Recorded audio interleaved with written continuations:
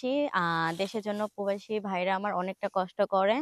তো এর জন্য আমি একটা মনের মানুষ খুঁজি শুধু প্রবাসী।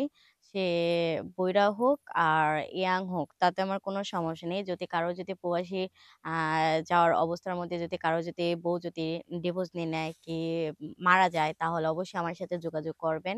আমার শেয়ার অপশনে দেখেন আমার নাম্বার দেওয়া আছে সেইখানে আমার সাথে যোগাযোগ করার জন্য আমার WhatsApp নাম্বার, ইমো নাম্বারে কনট্যাক্ট করবেন তাহলে আমাকে পাবেন।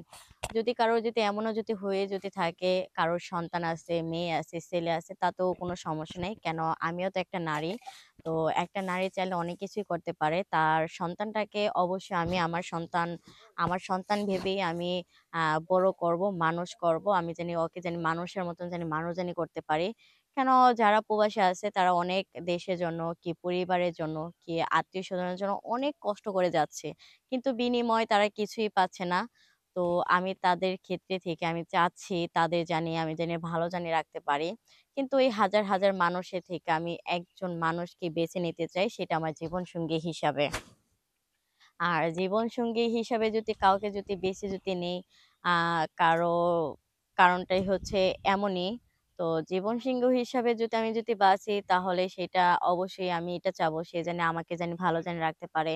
কি আরো ৫ টা মানুষ আছে যারা গরিব দুঃখিনী তাদেরও জানি দেখশন করতে পারে। যদি এমন কোনো মানুষ যদি থেকে যদি থাকেন তাহলে অবশ্যই আমার সাথে যোগাযোগ করেন। আমার শেয়ার অপশনে ঢোকেন। শেয়ার অপশনে ঢুকে দেখেন আমার WhatsApp নাম্বার, ইমো নাম্বার আছে। আর অনেকেই মানে কিছু বলেন মানে আমি কেন এইখানে আসি? আমি ভিডিওতে এসে আমি বলি আমার মনের মানুষ লাগবে। হ্যাঁ, আমার মনের মানুষ লাগবে। এখন আমি যদি আমার প্রতিবেশীকে যদি বলি, "দেখো আমি বিয়ে করব কে একটা মনের মানুষ আমাকে খুঁজে দাও।" কিন্তু আমার প্রতিবেশী অনেকটা কথা শোনায়। "দেখো তোমার টাকা আছে, যদি তোমার টাকা যদি থাকে আমাকে ২, ৪, ৫,০০০ টাকা দাও, আমি একটা ছেলে এনে দেই।" হ্যাঁ, ঠিক আছে আমি ২, ৪, ৫,০০০ টাকাও দিলাম। কিন্তু একটা ছেলে নিয়ে আসলো তো বলল যৌতুক লাগবে, এ লাগবে, সে লাগবে। কিন্তু সেই বিয়ের কাজটা ভেঙে যায় আমার। আর ভেঙে যায় জন্য তো এখন চিন্তা ভাবনা করলাম আর কত এভাবে জীবনটা কাটাবো কেন? আস্তে, আস্তে তো জীবনের তো বয়স তো ফুরাবেই, তাই না? জীবনের ঘড়ির কাঁটা যেমন নড়ে তেমন তো জীবনটাও তো নড়বে, বয়সটাও তো একটু নড়বে। দিন যাবে আর বয়সটা বাড়বে, দিন যাবে আর বয়সটা বাড়বে। তো বয়স হয় নাই। তারপর কিন্তু আমার কিন্তু ১৮ বছরের উপরে কিন্তু হয়ে গেছে। তো এর জন্যই খুঁজি আমি আ আমার সাথে সবাই একটু যোগাযোগ করেন কি আমার এই ভিডিওটা অন্যজনের হাতে পৌঁছিয়ে দেন। অন্যজনে যেন দেখতে পারে। দেখে জানি আমার জানি একটা মনের মানুষ জানি খুঁজে জানি দিতে পারে। আমি এখন আপনি প্রতিবেদনের সামনে আসছেন, আপনি একটা মনে মানুষের জন্য। প্রতিবেদনে হ্যাঁ, আমি একটা কেমন মনের ছেলে মানুষের পছন্দ জন্য আপনার? আসছি।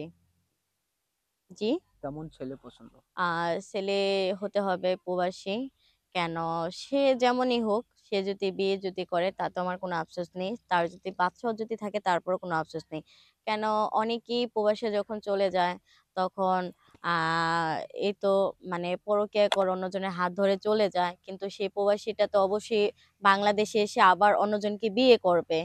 তো সেই ক্ষেত্রে যদি আমি যদি তাকে যদি বিয়ে যদি করি একটা প্রবাসীকে, আমাদের দেশের জন্য কি না করে প্রবাসী?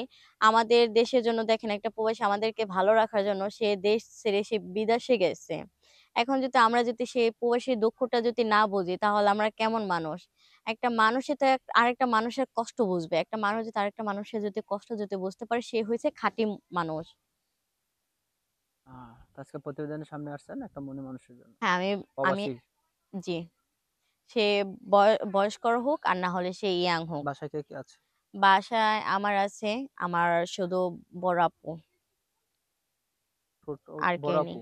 হ্যাঁ, শুধু বড় আপুই। আর কেউ ও নেই। শুধু বড় আপু। হ্যাঁ, বাবা-মা শুধু নাই? বড় আপু। কেউ নাই? না, আমার বাবা-মা অনেক আগে আমাকে রেখে চলে গেছে। কই গেছে? আমার বাবা-মা অনেক আগেই মানে চাঁদের দেশে চলে গেছে। দুঃখজনক। দর্শক যদি কেউ মনে মানুষ হতে চান বা কেউ